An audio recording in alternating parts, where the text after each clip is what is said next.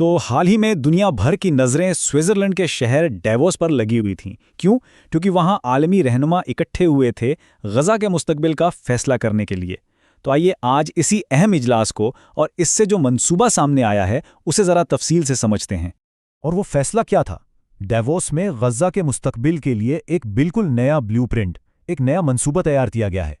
اچھا، تو اس منصوبے کی گہرائی میں جانے سے پہلے ایک بہت بنیادی سوال ذہن میں آتا ہے کہ آخر اس اجلاس کی ضرورت ہی کیوں پیش آئی؟ چلیں سب سے پہلے اس کیوں کو سمجھتے ہیں۔ دیکھیے، اس اجلاس کو غزہ بورڈ آف پیس کا نام دیا گیا ہے، اور اس کا مقصد نہ صرف جنگ روکنا نہیں تھا، بلکہ اس سے کہیں بڑھ کر تھا۔ ایک جامع حل تلاش کرنا تھا جس میں پائیدار امن ہو، انسانی امداد کو منظم کیا جائے اور سب سے اہم غزہ کی مکمل تعمیر نو کا ایک پورا خاکہ تیار کیا جائے۔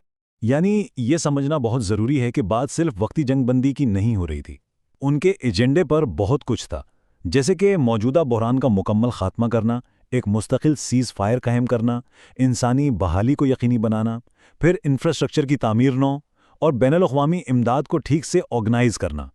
تو یہ ایک بہت طویل مدتی اور جامع حکمت عملی کی طرف اشارہ ہے۔ ٹھیک ہے، منصوبہ تو بہت بڑا ہے، لیکن سوال یہ ہے کہ اسے بنائے گا کون؟ کون مل کر کام کرے گا؟ تو چلیں اب دیکھتے ہیں کہ اس عالمی کوشش میں کون کون سے ممالک شامل تھے۔ تو سوال یہی ہے کہ اس ٹیبل پر، اس مذاکرات کی میز پر کون کون موجود تھا؟ اس میز پر کئی اہم اسلامی اور علاقائی طاقتیں موجود تھیں۔ ان میں پاکستان تھا، سعودی عرب، ترکی، قطر، متحدہ عرب امارات، انڈونیشیا اور قازقستان بھی شامل تھے۔ اور پاکستان کی طرف سے ایک اہم بات یہ تھی کہ وزیر اعظم شہباز شریف نے خود اس معاہدے پر دستخط کیے، جو کہ ایک بڑا علامتی قدم تھا۔ ویسے دعوت نامے تو اور بھی ممالک کو بھیجے گئے تھے، لیکن اس اتحاد میں ایک بہت نمایاں کمی تھی۔ بہت سے مغربی ممالک نے اس اجلاس پر اپنے تحفظات کا اظہار کیا، اور ان کی غیر موجودگی نے سچ پوچھیں تو اس منصوبے کے عالمی اتفاق رائے پر ایک سوالیہ نشان لگا دیا ہے۔ اور یہ چیز اس مسئلے کی جو گہری سیاسی پیچیدگیاں ہیں ان کو صاف ظاہر کرتی ہے۔ اچھا، تو اتنی ساری بات چیت کے بعد آخر فیصلہ کیا ہوا؟ نتیجہ کیا نکلا؟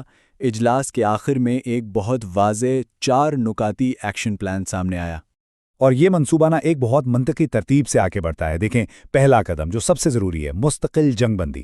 ظاہر ہے اس کے بغیر تو کچھ بھی ممکن نہیں۔ پھر فوری طور پر انسانی امداد کو منظم کرنا۔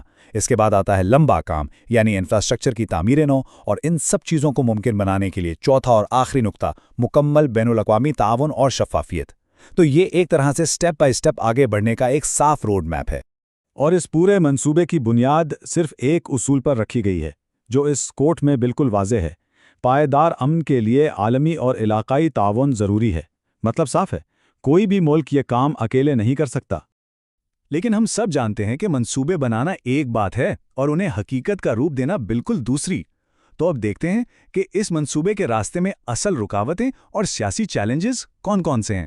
یہاں آ کرنا ہمیں منصوبے کے بڑے بڑے عزائم اور زمینی حقیقتوں کے بیچ ایک ٹکراؤ نظر آتا ہے۔ مثال کے طور پر ایک طرف تو تعمیر نو کے لیے ایک نیا بورڈ بنانے کا منصوبہ ہے، لیکن دوسری طرف اسی بورڈ کے اختیارات کیا ہوں گے، اقوام متحدہ کا کردار کیا ہوگا، اس پر بہت سنجیدہ سوالات اٹھائے گئے ہیں۔ اسی طرح ایک طرف امن کا ایک واضح راستہ دکھایا گیا، لیکن دوسری طرف خطے کی جو گہری سیاسی پیچیدگیاں ہیں وہ اس راستے میں دیوار بن کر کھڑی ہیں۔ لیکن ان تمام چیلنجز کے باوجود بورڈ نے ایک بہت مضبوط پیغام دیا ہے۔ ان کا آفیشل اعلان یہ ہے کہ امن کے منصوبوں پر عمل درآمد بہت جلد شروع کیا جائے گا۔ یہ ایک طرح سے ان رکاوٹوں کے سامنے ہمت نہ ہارنے کا واضح اشارہ ہے۔ تو ٹھیک ہے، ڈاووس میں منصوبہ بن گیا، لیکن اب آگے کیا ہوگا؟ یہ اجلاس کوئی منزل نہیں تھی، بلکہ یہ ایک بہت لمبے اور شاید مشکل سفر کا صرف آغاز ہے۔ غزہ بورڈ آف پیس نے کم از کم ایک کام تو ضرور کیا ہے۔ اس نے امن کے لیے ایک ٹھوس، ایک قابل عمل خاکہ دنیا کے سامنے رکھ دیا ہے، اور یہ اپنے آپ میں ایک بہت اہم پیش رفت ہے۔ اور آخر میں سوال ہم سب کے لیے یہی رہ جاتا ہے: کیا یہ امن کا ایک حقیقی بلو پرنٹ ہے، یا پھر یہ صرف ایک اور وعدہ ہے؟ اس کا جواب صرف آنے والا وقت ہی دے سکتا ہے۔